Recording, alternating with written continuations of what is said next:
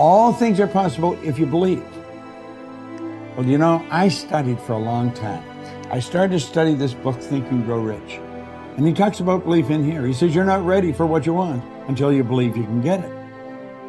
I found that the only two sources of reference we could go to find out anything about ourselves is science and religion. They all say you've got to believe. So I got figuring out, how do you believe? How do you change a belief? Interesting subject, because I'm going to tell you something. Your results are nothing but the manifestation of your belief system.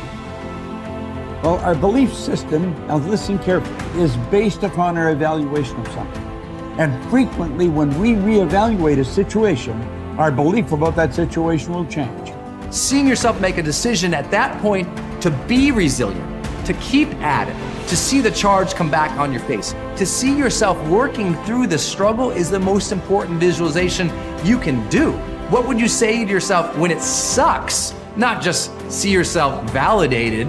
It's about, look, the real truth of achieving any dream is that struggle, that effort, that push. Every time that you have fallen on your face, or you've tried something and failed, or you've gone out and thought you found the love of your life, and then your heart's broken, and then you pick yourself up again, and then you dust yourself, you're building confidence the entire time, because confidence is not built on the high days. Confidence is built on the low ones. Confidence is built when you are struggling. Because when you see yourself go for something and fall, when you see yourself try and get knocked down, when you see yourself stand back up after getting abused or traumatized or discriminated against and moving ahead, you are building this reserve within yourself where you know you can rely on yourself, you know you can face hard things and you can keep moving forward. You know you have your own back. So it's in there. Your life has been helping you build it. Now you gotta just dig in and tap into it and use it to shut that critic up in your head. If you fall down 100 times in a day, what does it matter? For a committed man, there is no such thing as failure. If you fall down 100 times, 100 lessons to be learned. If you commit yourself like this to creating what you really care for, now your mind gets organized. Once your mind gets organized, the way you think is the way you feel, your emotion will get organized. Once your thought and emotion is organized, your energies will get organized in the same direction. Once your thought, emotion and energies are organized, your very body will get organized. Once all these four are organized in one direction, your ability to create and manifest what you want is phenomenal. When we say a joyful world, that means everything that you want has happened. Aristotle wrote in his famous Nicomachean Ethics that the common aim of mankind is to be happy. However, each person defines happiness. One thing we know is that the more confident and the better we feel about ourselves, the happier we are and the more effective we seem to be in everything we do. Self-confidence, however, is really a state of mind based on your belief systems. Belief or faith enables you to act boldly in the face of uncertainty.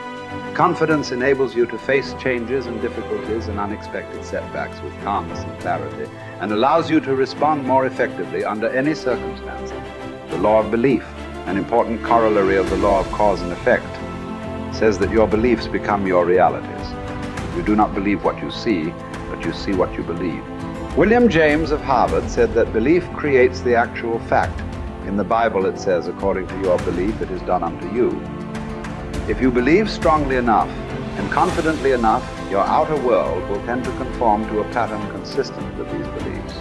In fact, your world today is largely an outpicturing of your innermost beliefs and convictions. You behave on the outside based on your beliefs on the inside. You see the world around you based on your beliefs about reality. Regardless of whether they are correct, how can you determine your true beliefs? Simple. You can tell what you really believe by observing what you do and what you don't do. You can tell what you believe by listening to your opinions, your conversations, and by noting your decisions. When you truly believe yourself to be an exceptional human being, possessed of remarkable capabilities, you will walk and talk and act that way, and your inner convictions will become your outer realities. As the Bible says, all things are possible to him that believeth. The law of incremental improvement is your key to an unlimited future of success, prosperity, and self-confidence. It doesn't matter where you are starting from. All that matters is where you are going. As Theodore Roosevelt said, do what you can with what you have, where you are. By applying the law of incremental improvement to yourself and your work, you can begin moving upward toward joining the great ones in your field. If you are doing what you love to do, and you are doing it with all your heart, by engaging in continuous personal and professional improvement, you can begin to move forward at such a rapid rate that it will astonish you. There is one small problem that you need to deal with before you become one of the best in your field. Most of us grow up with feelings of inferiority and inadequacy. Because of low self-esteem and selling ourselves short, many of us never even think about becoming excellent at our work. It never even occurs to us that we have the ability to learn anything we need to learn, to be able to do an outstanding job at anything we put our minds to. The fact is that, generally speaking, you have the capability to excel at anything that is really important to you. If anyone else has achieved a high level of competence in your field, then so can you. All you have to do is to do the same things over and over until sooner or later you get the same results that they have. I stopped wasting time. That helped a lot. I stopped drinking. I stopped going to bars. I really didn't spend a lot of time with my friends when I had young kids in particular. I had friends and I saw them, with some degree of regularity, but where I cut corners was more with social life outside my family. So I spent a lot of time with my wife, and I spent a lot of time with my kids, and I spent a lot of time on my career. And so you have to make choices. And I think those were reasonable choices. I'm not displeased with them. Don't abandon your friendships, but you can certainly look at where you're wasting time and just stop doing things that you know to be a waste of time. So, and I did. And so I had enough room for my marriage, and I had enough room for my kids, and I had enough room for my career, and sort of a multi-dimensional career. And it was always a challenge to me too, to see how efficient I could get. I concentrated on my marriage and making time for it. I concentrated on spending time with my kids consciously, and I concentrated on developing my career. Those were the three elements of my life. And I had some time left over for creative pursuits and for friends, but most of it was a matter of getting rid of time wastes of any sort, and I just pushed that out of my life, day after day until I wasn't wasting any time, or virtually no time. And, I've asked my undergraduates frequently how much time they waste per day, and general estimates are like 6 to 8 hours of time they regard themselves as wasting. Like, that's a whole career right there, right? So if you just stop wasting time, you can do a tremendous amount, especially if you also try to maximize efficiency. And I always found that incredibly motivating. A motivating game. How much can I do in the least amount of time possible? That's fun to try to do that, as far as I'm concerned.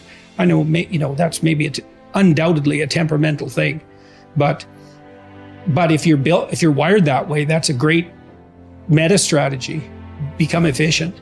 Results is the name of the game. What other game is there?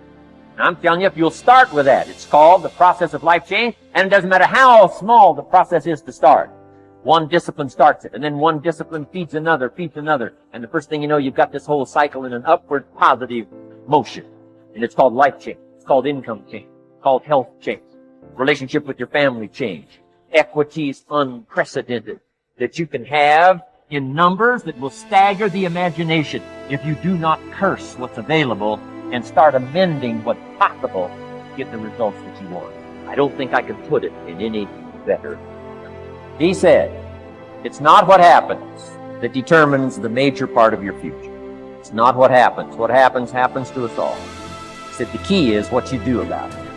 It's not what happens, it's what you do. And he said if you will start that process of change, do something different the next 90 days than you did the last 90 days, like picking up the books to read. Do something different, like the new health disciplines, relationship with your family, whatever it is, doesn't matter how small it is. You'll start doing different things with the same circumstances.